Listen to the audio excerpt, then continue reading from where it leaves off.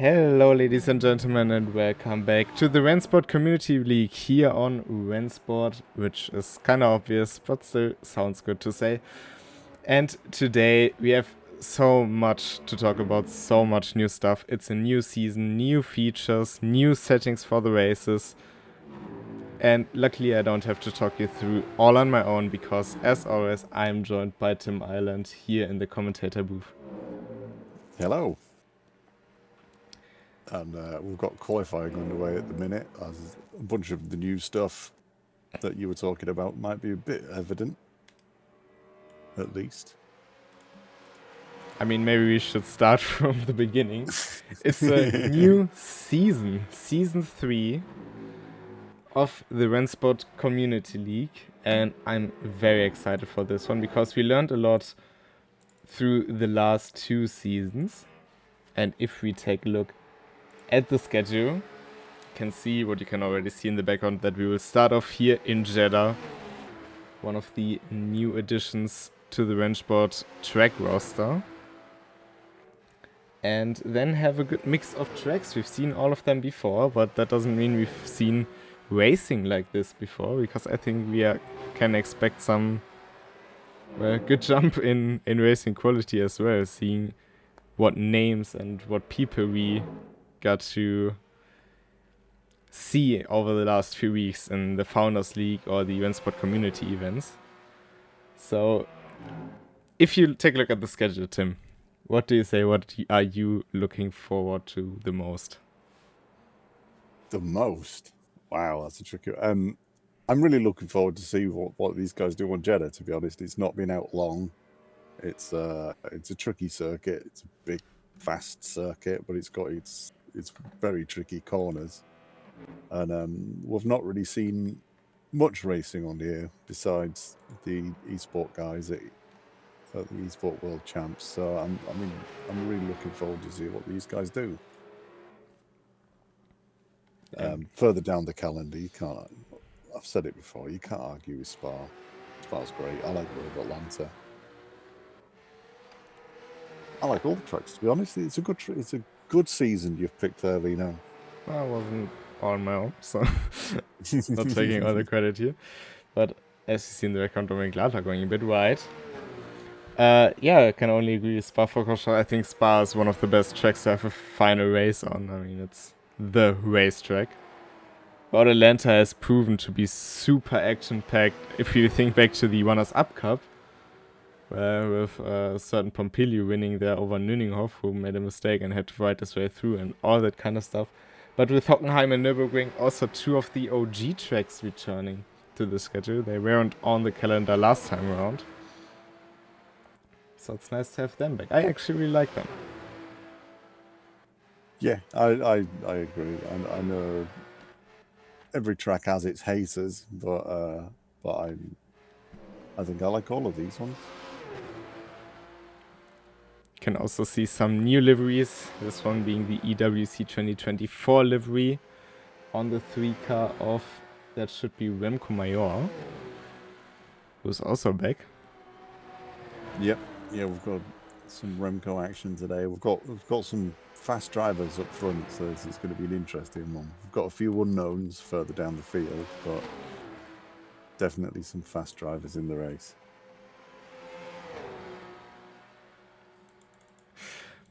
Well, maybe you should take a look at the standings now that we are in qualifying.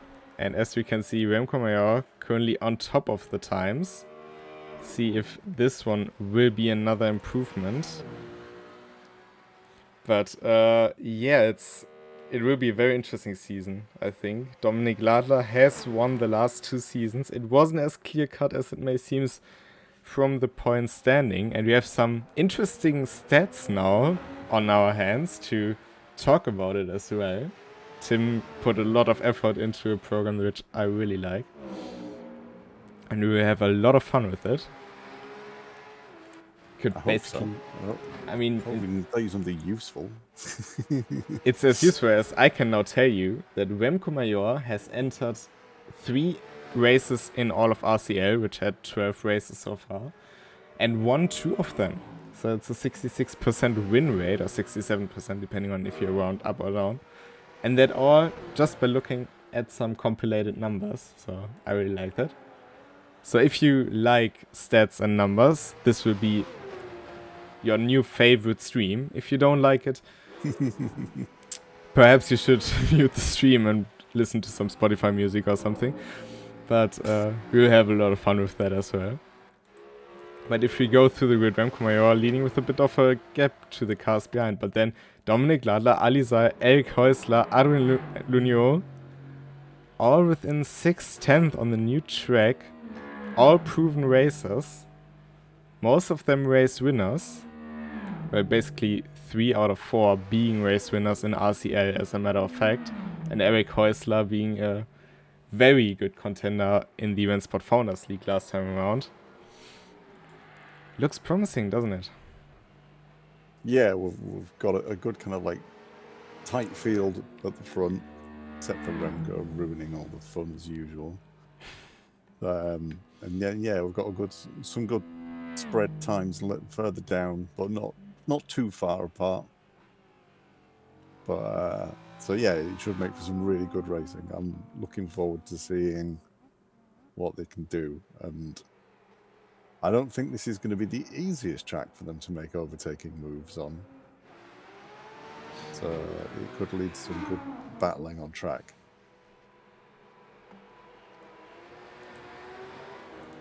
We're still waiting for some people to set lap times. We see that Gokpo Lassa, who is now renamed to just Gokpo, but it's still the same person, and Julian Chikor already ended the session. So I've seen one of the BMWs in the wall, and we have damage enabled for this season. So in your typical online races, damage will still be disabled. But for RCL and RCE events, damage from now on will be enabled, which is very interesting. Yeah. I mean, especially now in Jeddah, the walls are so close, you're so fast. What do you think? These are publicly available races for anyone to jump into. So there might be people who've jumped into this just on a whim and seen it, and they haven't read in the Discord that damage is enabled. So that could make for some interesting moments. But we'll see. I think it adds a new twist. Even the EWC guys checking out of having damage turned on. So I think that basically makes us better. Very much indeed. I mean, it makes it more special, actually. Yeah. Just been a question from Shrigo. I hope I pronounced it correct in the Twitch chat. On the next RFL season, if damage will be enabled, we don't know yet. We want to try it out first in the RCE and RCL races. Of course, we had a period where we had damage enabled some time ago, but we worked on that, and now we are enabling it for those special events to see how it goes. If it proves to be a very good choice, then maybe, yeah. But the RFL, of course, being a Nordschleife exclusive series, that's a whole nother tricky way to run. Even though Jeddah, of course, with the walls being this close, very challenging. Yeah, Jeddah's a lot of a wider track than Nordschleife. And although you still haven't really got a lot of run-off space, and you have got a big piece of tarmac and then some walls, not a very thin piece of tarmac, some grass and then walls. I mean, in doubt, I'd rather have asphalt below my tires than grass to avoid hitting the wall. But yeah, talking about RFL, actually, do you want to say next week? Next week, Friday.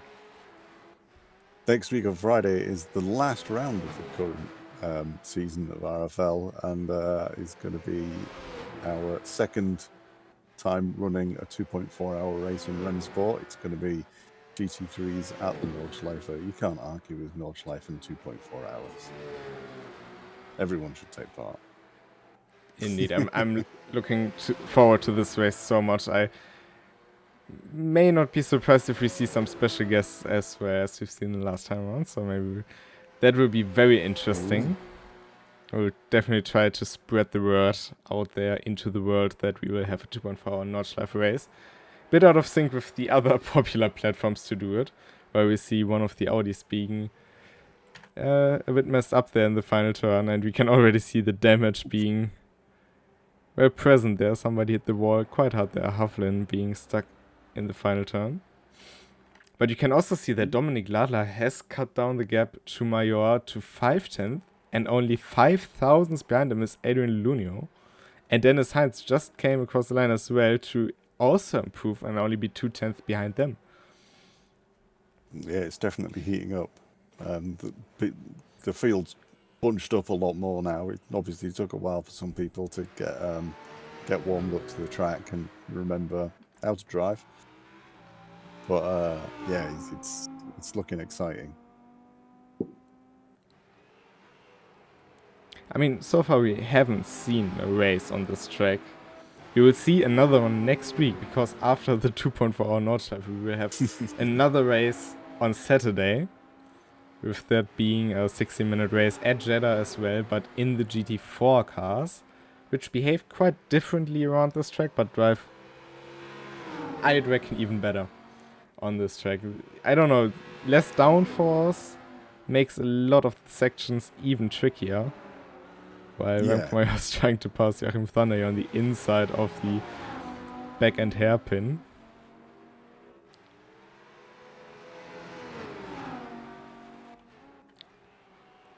Yeah, it's an interesting track to drive, I think.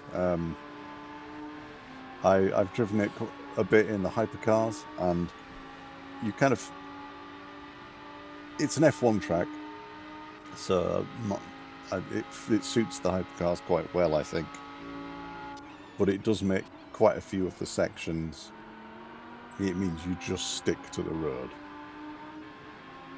compared to the lower downforce cars, where these long sweeping sections become something you have to kind of think about a bit more than just plant your foot down and steer.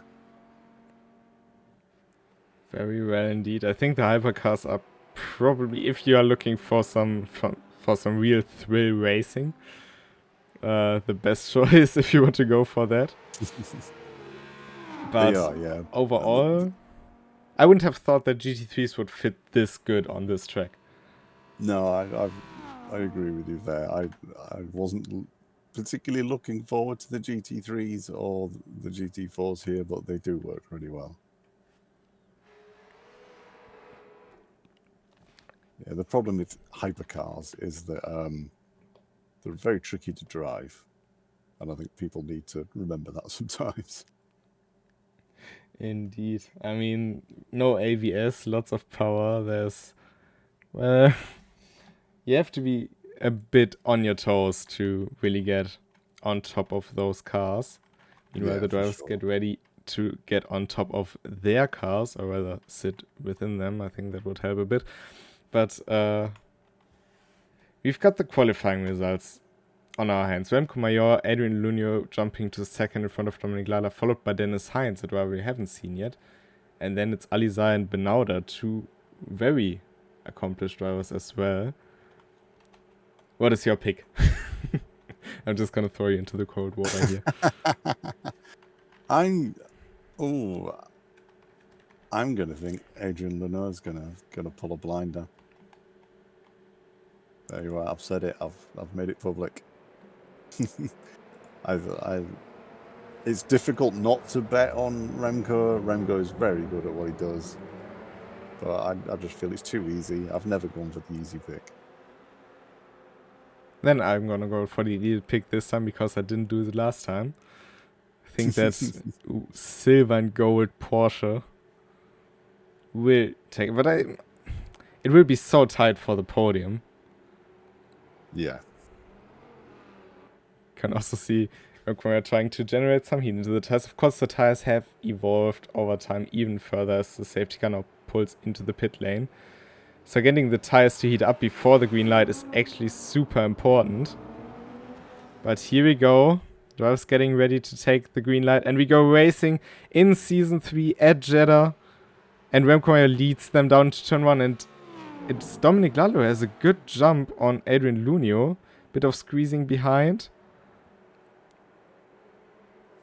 Oh, and Remco Major is round.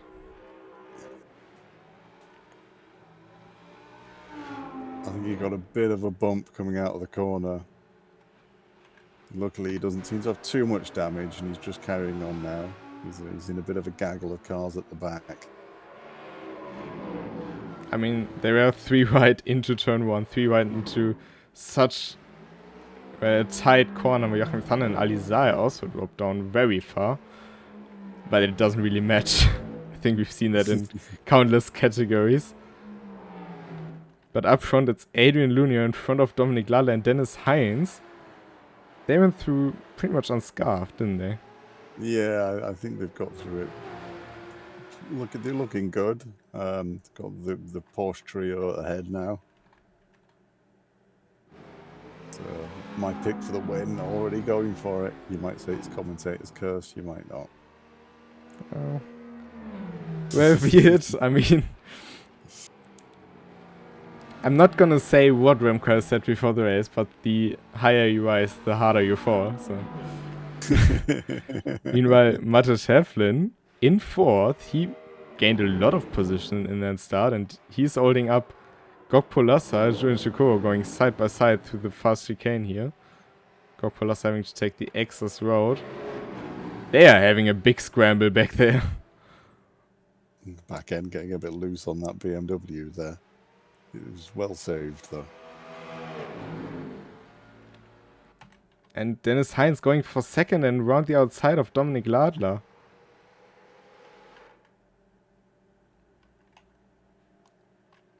Can pretty much say the race has been flipped upside down. Remco has fallen down even further, and not sure.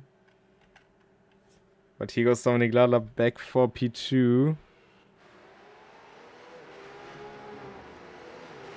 Yeah, Dennis Heinz is a bit of a new name for us, but he's definitely holding his own here against the older man of the RCL, Dominic Ladler. He's not making it easy for him, that's for sure.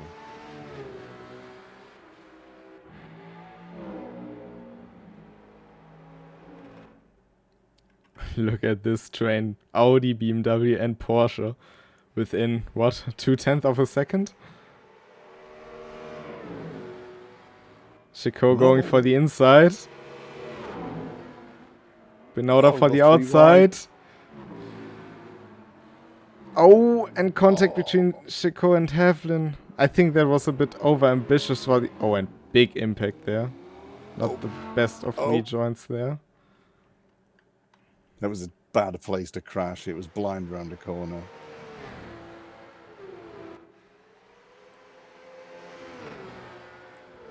I think it was a bit over-ambitious as well there from the overdrive Audi driver to dive into a closing gap, but... It was a brave move, perhaps a foolish one. But there's going to be a big repair bill for somebody there. Luckily not as big in sim racing. That's very true. Oh, and Heinz going very deep into the final turn, nearly taking out Dominic Ladler there. Yeah, that was a close escape though. But luckily they managed to come away clean.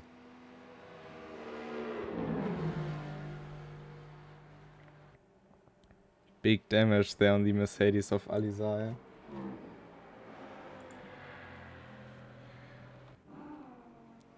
Think he might actually pull into the pits and do his pit stop early.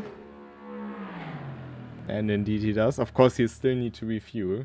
Won't make it on base fuel. So if you have damage you might as well just come into the pits and get your repairs done to not lose more time. Looks like Remco Mayor's DNF'd from the race now. After that bit of a disastrous first lap. And it's gonna hurt his statistics a bit, I think, but... Yeah, very unlucky there for him. I mean, that turn 2 contact, from our perspective, I think it's hard to put any blame on anyone there. I mean, going 3 wide into turn 1 and 2.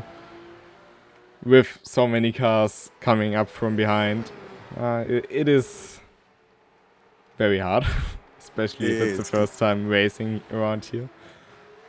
Everybody wants to be so is so keen to kind of overtake that early in a race, and with a track like this where you've got walls at each side, it really takes a nudge to turn someone round, and then they're blocking the entire track.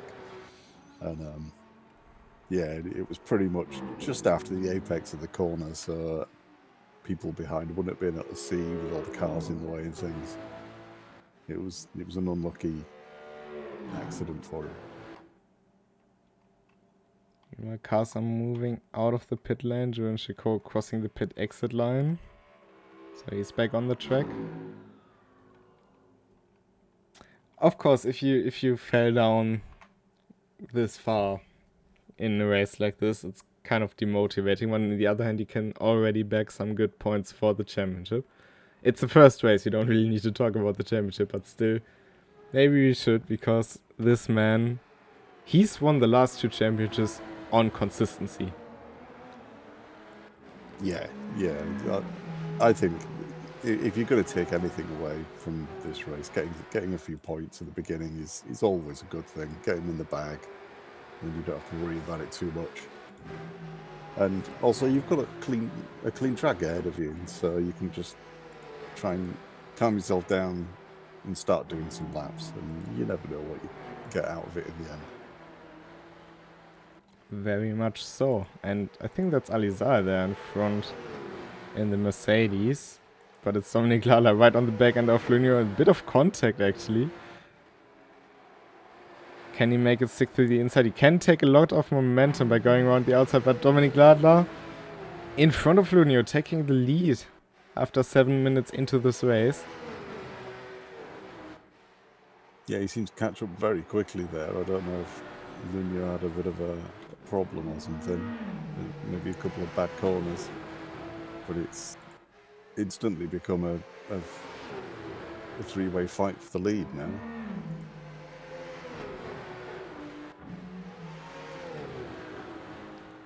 And they're getting closer and closer to each other. Must be a bit frustrating for Alizar as well, because he now has the cars in his rearview mirror that he would have fought for the win. Yeah. And it's a difficult position to be in, because you want to get your laps in, and you know you've got a fairly equal pace. But yet, similarly, you'll be getting those blue flags waved, and you want to get out of the way and let them through. But he's going to give Ladler a good drag down here, which is always helpful. Especially since Dennis Hines and Adrian Lunio are fighting right behind the two. And Lunio now using Alizar to block out Dennis Hines. We've seen him doing stuff in very creative ways, but I think that one must be up top there. It was a good move, and I think he did a good job of keeping out of the way there without losing too much time himself. Joachim Thunder coming into the pits now as well. Also not the start to the season he would have hoped for, I think, reading his stuff in the chat. But, I mean, there are 5 more races to come. Yeah, it's a long season, and like we've said many times before, consistency is very important. And just turning up every week and racing can bag you a lot of points. I mean, now that we maybe have a few minutes to talk about it, if we take a look at our stats page, Dominic Ladler has entered all 12 previous RENNSPORT Community League races. He's won 3 of them, so 25% win rate, which is a very good statistic.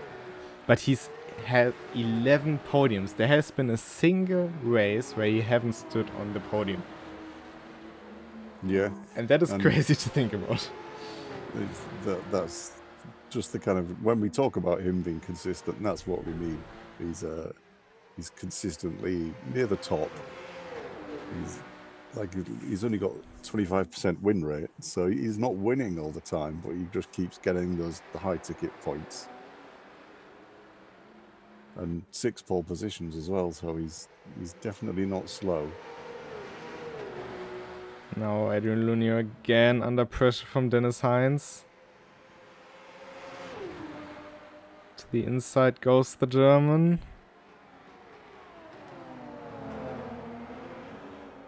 thought with the fighting going on, that Dominic Ladler might be made more of a gap, but he doesn't seem to be pulling away from the other two Porsches.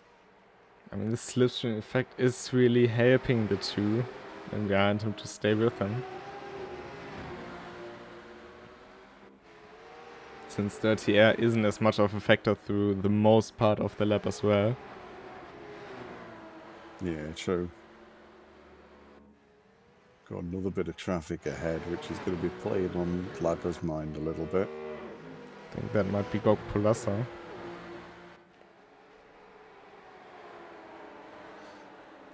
But I mean, if we take a look at the guy who's currently in P7, Joachim Thunder, he also does have a 20% win rate, which is also quite high, but he has come short of the championships.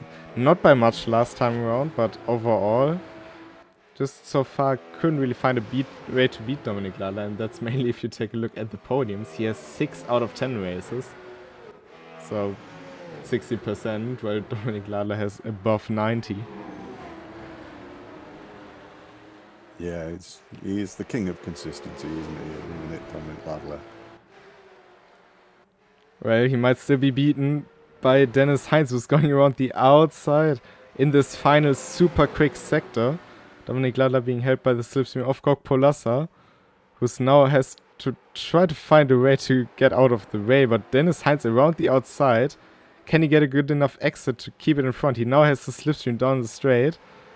And it's Dennis Heinz, I'm throwing up the names already. Dennis Heinz into the lead of the opening season 3 race. Dominic Heinz going to be their endurance team name. Oh, and Adrian Lunio going very wide there, surprisingly. It's gonna build a bit of a gap to the cars in front.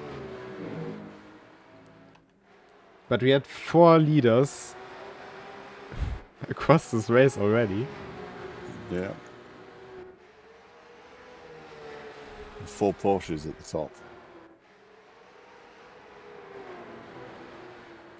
Well, I mean, to be fair, the other cars that had their, how do you say,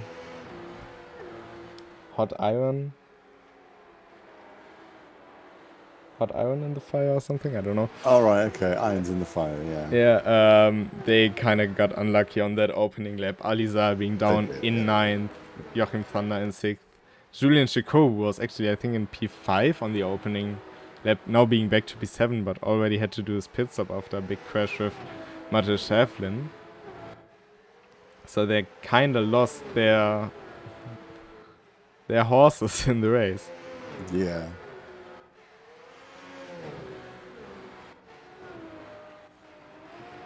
But I think Adrian Lunio is catching up to the 2 in front already again. Dennis Heinz seems to be doing a better job of taking the lead of this race than Nick Ladler was. He's not got a massive gap, obviously, but he has stretched out a bit of a gap over Dominic Ladler. But he can definitely maintain the gap a bit better overall. Yeah. They've got one more car to lap in number 6, which is Sikot.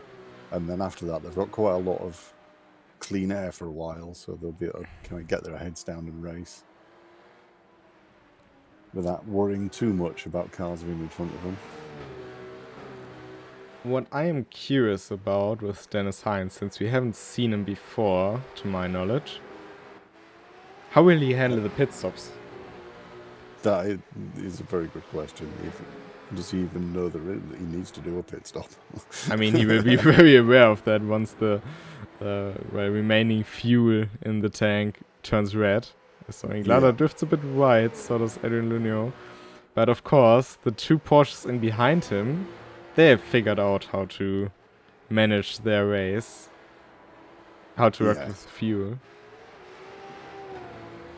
And also whether Dennis Heinz understands the time management aspect of RENNSPORT or not. I mean, so far he really seems to do so. He seems to be doing pretty good. He's definitely got the pace. He's got no, he's not got the fastest lap. Adrian Lenoir's got the fastest lap of the race so far. Just, it's very close. I mean, the gap between Heinz and Lala is already extended to 1.1 second lead. It's further 1.2 seconds to Luno. So, yeah, it's a bit hard to say. I think Luno is on paper the fastest in terms of pure speed, but Dennis Heinz seems to be super consistent and super easy on his tires. And now Alizar going for it for P8 against Gok Polasso.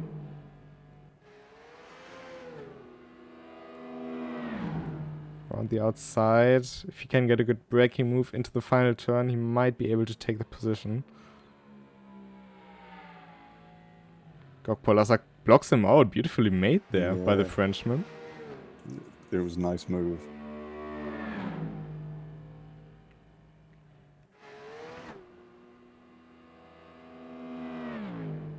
I'm not quite sure.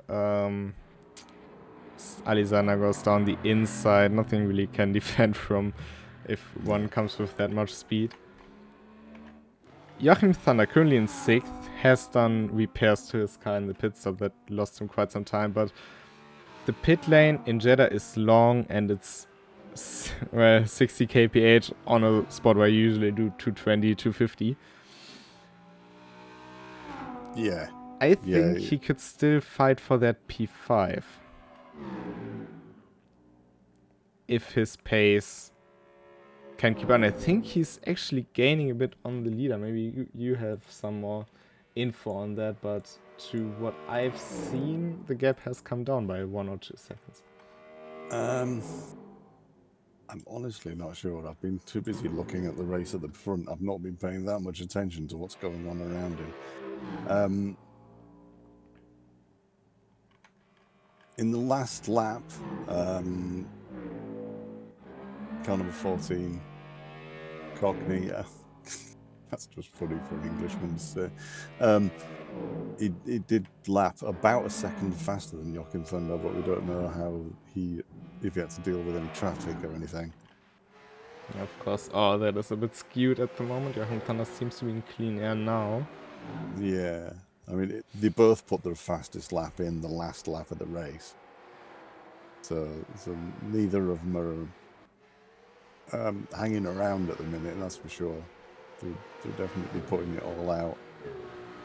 But yeah, Joachim Thunder's currently 77 seconds behind, so it really depends how long Tamas takes in the pits, I think.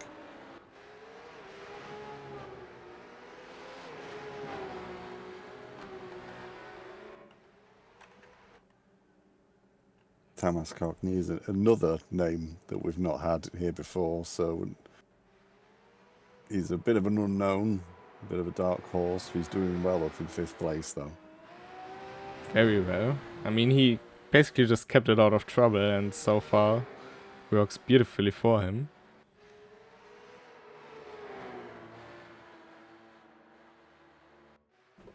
But also for Maron Banauda, he's in 4th. We've seen him before. He's a good racer. And he's keeping a good distance to the 3 cars in front. This could be a very good result for him. And as we can see on the rear right, well, bumper and also the front to a certain extent, he has had some fighting going his way. So it would still be a very good result for him to open up this season. Of course, he did some live streams in French of the official races. The support we always appreciate. Yeah, Maron Bernardo, he's only been in one of the race, but he did get a podium, so he's obviously no slouch. And he's knocking on the door of the podium here if he can. He's only 7 seconds back from Adrian Lenoir, so. And we are getting closer to the pit stop window as well. Yeah, for sure.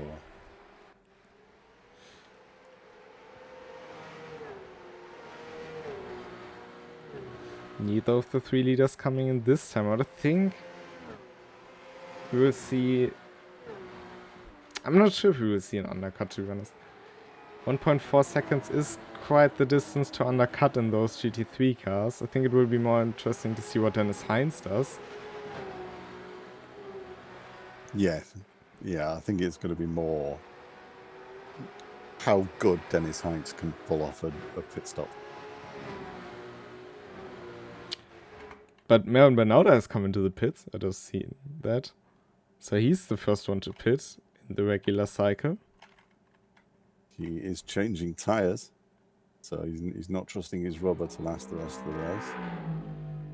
I mean, the track is kind of tire demanding. Yeah. You do have a lot of side friction and force going through them, especially in that first 2 sectors, but yeah, it's a tricky one. Again, the tyres have changed fairly recently, so people are going to have be not quite as sure as what to do with their strategy, I think, this time around. And this being one of the first long races on Jeddah, there's a few unknowns to throw into the mix there. Bernauda playing it safe. Let's see if it pays off for him. It is definitely the fastest track out of all of them that we have in RENNSPORT at the moment. Before it was probably Monza, but Jeddah being on a very different level compared to the Italian circuit. Yes. Yeah, it's equally fast, but in a very different way. And as we've already seen at the beginning of the race, it can be a bit chaotic.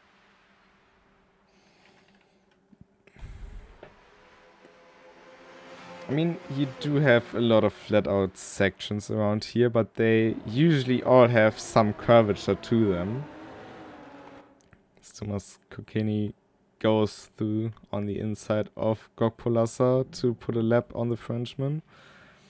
But since you are always steering a slight bit, you will always generate more heat than just going straight. For example, on Monza you have the long front stretch, you have the back stretch, you have the run from Lesmo to Ascari, which is basically straight except for a short bit. Those are the places where the tires can really cool down. But if we take a look maybe on board with Dominic Gladler for the rest of the lap, you will see there's only one wheel straight, and that's the start-finish straight.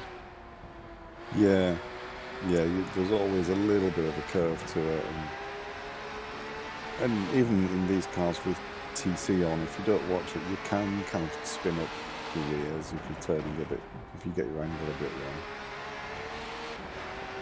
So it's that little extra bit of concentration that you need as well. Now turning left again, and now it goes back into the right-hander. Those aren't necessarily sharp turns, but they still put load through your tires, especially at the speeds we're doing here, 250, 260 at some stages. Yeah, and this is another flat-out section with that sharp right-hander at the beginning, and this huge left-hander that just goes on forever. Of course, this also being one of the places where we've seen those DRS battles, which were kind of ridiculous, to be honest, to take place. But then after a long left-hander where you've warmed your tyres right up, then you get a nice sharp left-hander at the end of it. Just to kick your tyres while they're down. And as said, Dominic Gladler comes in early, 1 lap earlier than Adrian Lunio and Dennis Hines. Be very interesting where he comes out now. He was 1.2 seconds ahead of Adrian Lunio. He didn't swap tyres. He did just get a fuel and carry on. He didn't seem to be doing as well on the fuel economy as the other two Porsches around him. He's maybe a bit heavier with his throttle foot than the others. He will definitely come out a good way in front of Melvin Bernauda, of course, because Bernauda changed tires. I think it might be even more painful here. You have a stationary time of 27 seconds on a lap like this, where you blast past at speeds beyond 250. Tamas has just come into the pits, but he does have a speeding in the pit lane penalty. It's gonna set him back quite a while. And doesn't seem to have refueled. It's a bit odd, to say the least. I'm sure Dennis Heinz and Adrian Lunio will have to come in this lap. 25 minutes is usually what the fuel lasts roundabout, plus the remainder of the lap. So, rule of thumb. Sometimes people surprise us and go way longer. Dennis Heinz has... He's got an amount of fuel which, on my quick brain maths, I'm not sure would make another lap. He just seems to be pulling in. And indeed he does. I'm sure Adrian Lunio will follow him into the pits. It's a bit of a scary bump into the pit lane entry. Without ABS, that could easily throw you into a lockup. Dennis Heinz is not changing tires. So he's going for the strategy. Yeah. Adrian Lunio has to readjust quite a while. He's parked way too early. Yeah, Dennis Heinz had quite a bad stop as well, but Adrian Lunio has lost a tiny bit of time to him. Dennis Heinz out of the pits. Here comes Dominik Ladler, and he's out behind the German by 1.2 seconds. So the gap has remained quite the same. Oh, Kokeni with a big drift there out of the final turn. It looked cool. Wasn't necessarily fast, but it looked cool.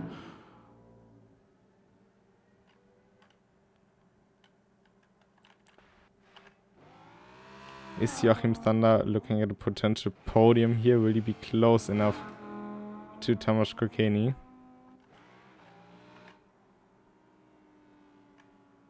Thomas has come into the pits now. He's basically dry on fuel. So he's having to refuel and he's changing tires. So that will be pretty much a guaranteed position for the Audi driver.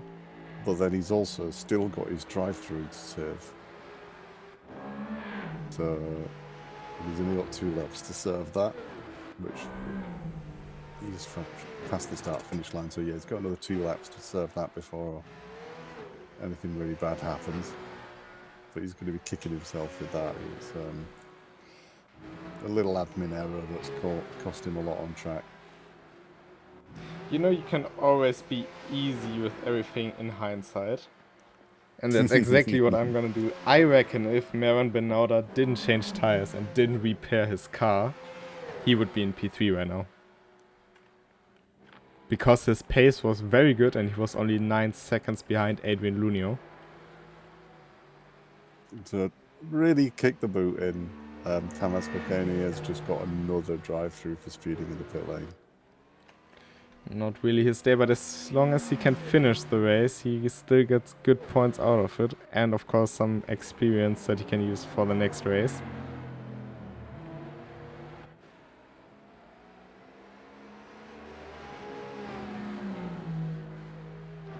But apart from those opening 2 laps, it has been quite calm on the incident sort of side. Yeah. Benauda's car is looking a bit beat up at the front, but he seems to be driving okay, and that's the important thing. But I agree with you, his pace is definitely been there. So yeah, if he hadn't have been in so much of a tussle at the beginning, he was maybe been a bit further up.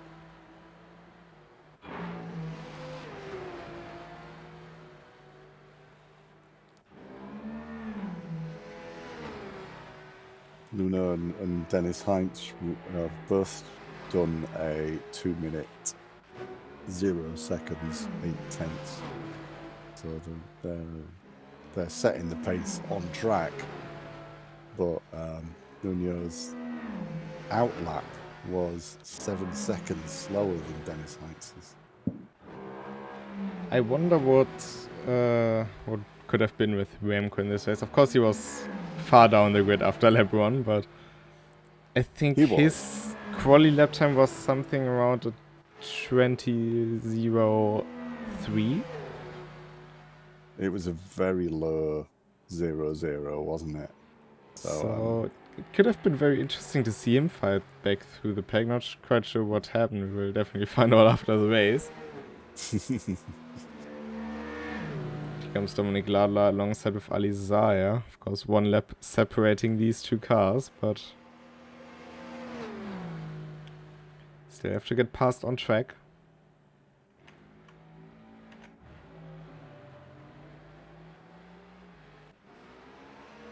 Tomasz Kokeni coming out right behind them. It's actually P7 for Alizar. Of course, Kokeni having another drive to serve, fortunately.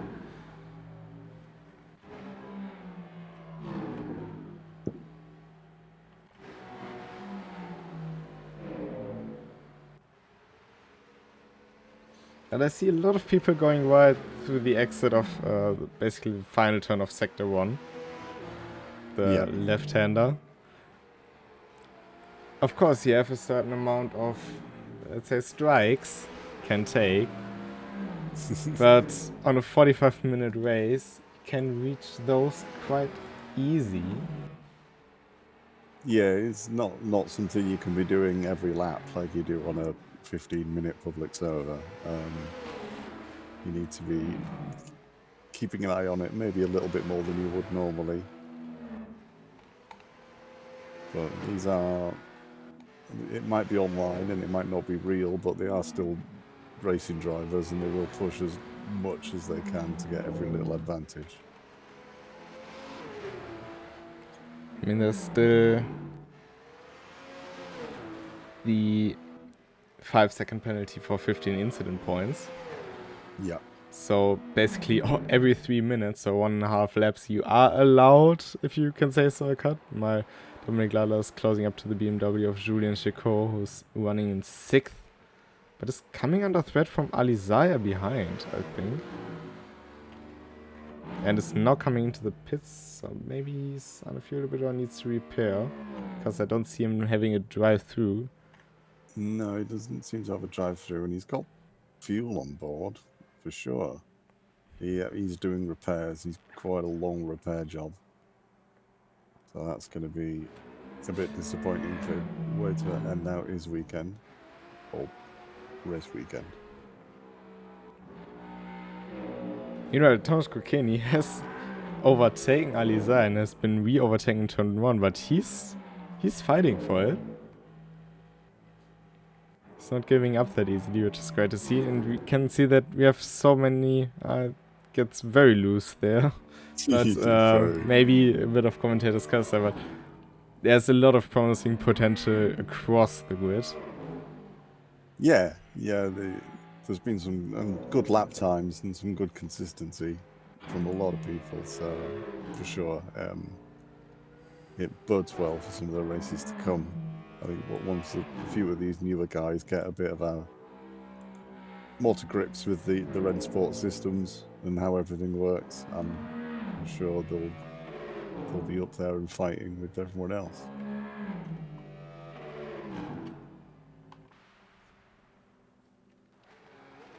We still have 10 minutes left to go in this race, but Dennis Heinz up front, 4 seconds ahead of Dominic Ladler. If he continues like that, I think nobody's really going to take it away from him today. He's been lapping very consistently. His fastest lap is pretty quick, but his normal laps are somewhere in the 201 mid to low range. And he's been consistently doing that, whereas the people behind have been a bit more erratic. I know traffic's been a bit of an issue.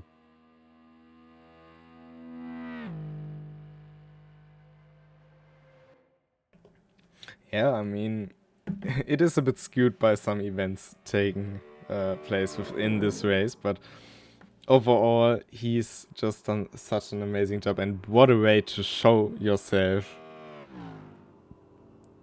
to put your name out there and between Gog Polassa and his BMW colleague of Tomasz Kokeni could be quite close as well, because he came out behind Gog Polassa, but it's only 2 seconds between those two cars. And he is just going to be glad that for the first time in what seems like forever, he's not had a yellow bar under his timing thing. He's finally free of all his penalties.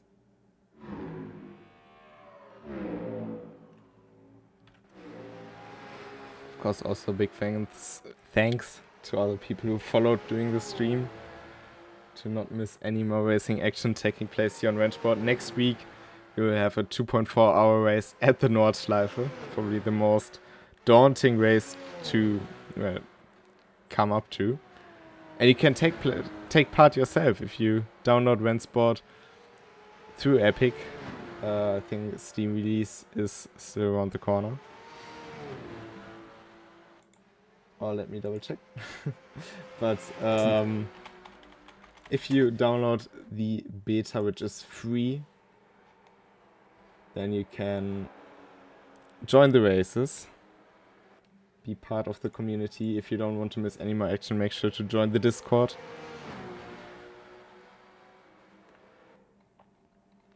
Melon Benuda has picked up a 5-second time penalty for track limits, but he's got 17 seconds back, so he should be okay. It won't make too much difference to his race. And now we possibly know what happened to Eric Häusler, if I'm not mistaken. Because I was wondering why he did DNF from this race. Of course, didn't see him in any big collision or something, and we know that he's one of the top candidates. But apparently there was a disconnect, unfortunately.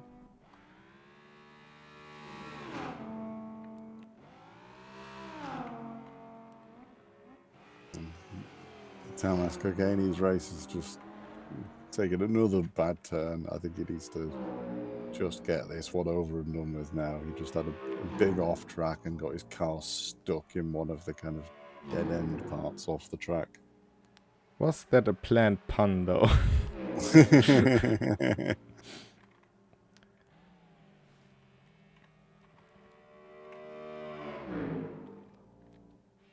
I mean, I think you can still be very happy with the race in the end. To have this as your first RCL race. Of course, you would wish for a race like Dennis Heinz has, because this one is pretty much flawless up until this point. But he was involved in quite some action. Well, both of them actually, but you still bag a good amount of points and you make it to the finish. And that's the main thing. We've said it before on the stream and we'll say it again. Consistency has played into the hands of Dominik Ladler to win Season 1 and Season 2. Yeah, he's still second step of the podium as it stands. It's business as usual as far as Dominik Ladler is concerned. But do you think Dennis Heinz is going to go for the Nico Nunninghoff strat of entering one race, winning, and then leaving, so he has a 100% win rate? I hope not. I really do hope not. I would like to see more of him in this race. I think the fight between him, Ladler, and Lunio has been super entertaining for us to watch, and I think also I kind of wanted to be part of it. Not gonna lie.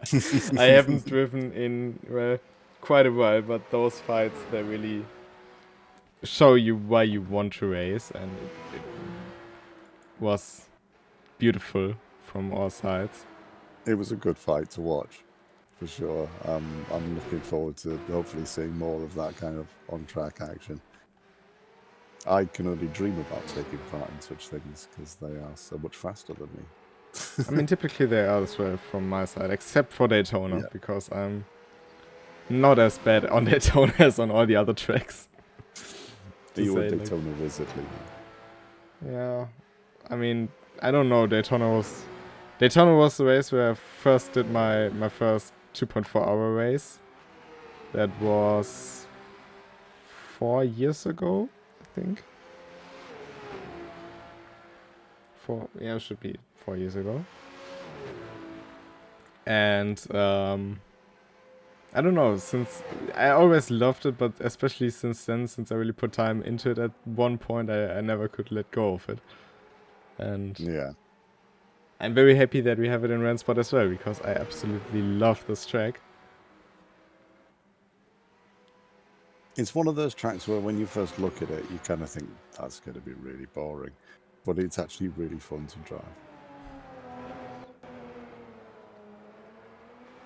I mean, in my personal opinion, I never really liked Jeddah, to be completely honest with you. But that's mainly because I don't really enjoy the style of racing from Formula 1 in itself. But that's, of course, everyone to their own opinion in that regard. But since we developed the track in the game and we tested on it, drove very different kinds of cars around it, I really grew to like it in a way. It's a very different challenge to what you see on other tracks. You have to be very precise, but also if you are not quite on it, your mistakes are dragged out way longer than on other tracks, because the next braking zone is quite far away. And Yeah. especially GT3s and GT4s are cars that I really enjoy across the circuit. But on the other hand, I really love the Norris Ring. It's one of my personal best tracks, but favorite tracks. And say about it what you will, it only has six in theory, practically 4 turns, but I have to do something better at those 4 turns than many other people to be competitive there. That's true. It's not as simple as you think. You're a street track specialist then. Not necessarily. On other tracks, I find the wall more often than I would like. Even though Orchard Road is something that I also very much enjoy, and it kind of suits me because it's very similar to Norrisring maybe. But I'm not as close to my opposition there than on some other tracks, I'd say. But yeah, you were saying about the big straights here and braking zones being a long way away. You really want to be pushing out of the corner, and you can see those walls looming closer. And it's not an experience you really get. Well, you don't get on a purpose-built racetrack necessarily, unless it's Bathurst. I love Bathurst for that reason. I absolutely love that track. What I also used to like when I was younger, since it only was on the Formula 1 calendar when I was younger, was the Korean circuit, because it was kind of a hybrid. It was a permanently built racetrack on one end, but then had a street-ish section. It was a very interesting very interesting concept. But I'm in a similar kind of boat to you in that I don't even really watch F1 very much on TV. Again, it's a personal choice. If you enjoy it, you enjoy it. I don't, so I don't watch it. But so I knew nothing about Jeddah at all coming into us doing the internal testing sessions for it, which I think my pace showed that fairly quickly. By the end, I could at least lap it. Okay, I've done some of the public races there, and they've been fun. Yeah, it is a track that I really enjoy. I can see why people wouldn't like it, but I think it's surprisingly good in a GT3 car. What's also surprisingly good, Dennis Heinz coming around the final turn. That was a transition, you didn't anticipate that, right? Smooth. But coming around the final turn, we have a new race winner in a new season of the RENNSPORT Community League. To open up Season 3, Dennis Heinz takes victory in front of Dominic Lalla, our defending champion. Seems to be pretty pleased with the result by flashing his headlights, playing homage to Tim Schroeder, of course. But Adrian Lunio will finish off the podium. And Merritt Benauda has had a very big impact. Yes. That car is not looking as it should. It looks more like a Turbo S than a GT3R. He's lost his back wing. He's done some erratic, some rather excessive last-minute lightning and thrown his door off. Yeah, that's not factory fresh. Meanwhile, Tomasz Kokeni has overtaken Gok Polasa for 7th in that final lap. You've seen that move on screen. It was a very good move. But Mervin Bernarden, because he has had a lot of luck that he has the gap to Joachim Thunder that he has now. Because otherwise, he would have had to give up 4th place to him. Yeah. Yeah, he's been pretty lucky there. Whoa! Oh, maybe spoke too don't soon. lose it now. Don't damage he's the gone engine. across the finish line. Keeping us on our toes, definitely. But here comes Joachim Thunder, the last to finish this race, but still in 5th position. Last on the lead lap, I think, as well.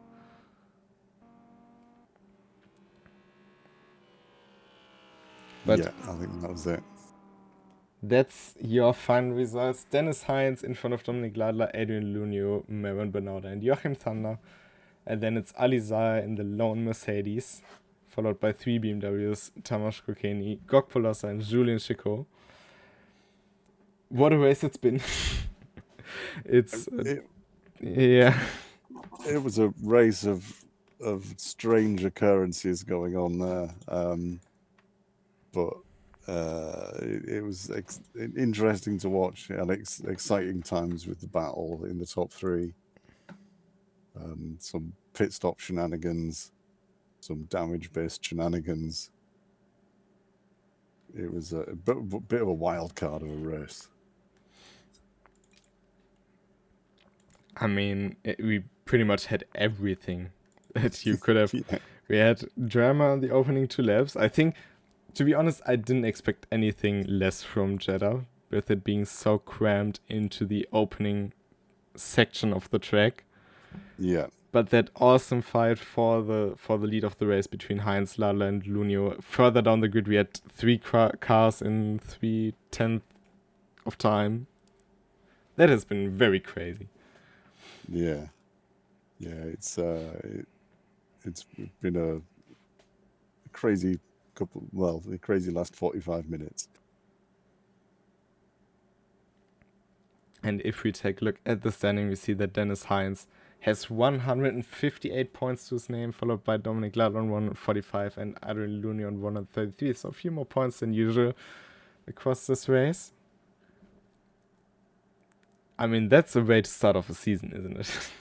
It's a good result. You can't argue with that one. I'm sure he'll be back for some more. Well, let's hope so, especially since next time around we go to the World Center of Racing, to the Daytona Speedway. I mean, we've talked about it for a few minutes before. I absolutely love that track and actually had some very good battles with Dominik Ladler there. That's how we got to know each other, actually, because we had some good moves where I overtook him around the outside of the horseshoes.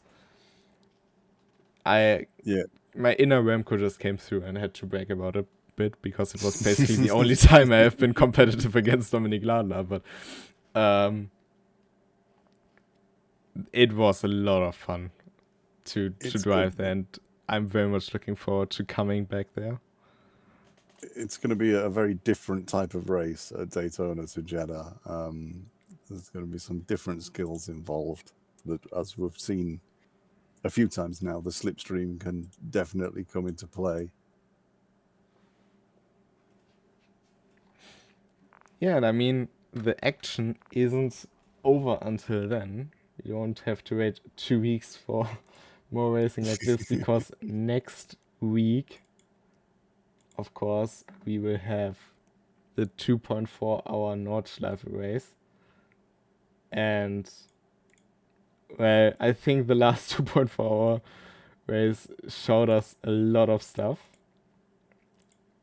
that was pretty much foreshadowing for the next races. Has been simply great. You can just say it like that. It has been a very great race, and I'm hoping that we see some of them who raced back then back. I'm sure we will see the likes of Ladler, Major, and Thunder back in the race. If we see the likes of Löhner and Castor back, I'm not quite sure yet, but I'm sure hoping for it. And It'd definitely be good to see them. And I mean, we've seen new names on the Nordschleife in the Founders League that basically have turned the world upside down. Maximilian Dehn should be back, current king of the ring. Eric Häusler, hopefully he doesn't suffer from the internet connections he had today.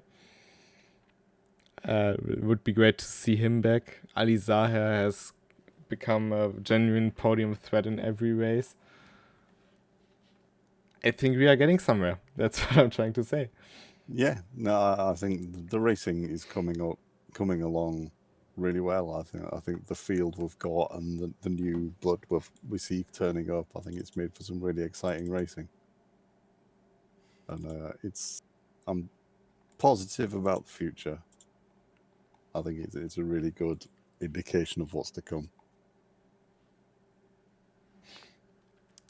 Well, I'd say that was it for today, though. And we will see you next week for the 2.4 hour race. Or if that's not your type, if you want a bit shorter race, for the GT4 Jeddah race. And until then, have a great time. And goodbye. Goodbye.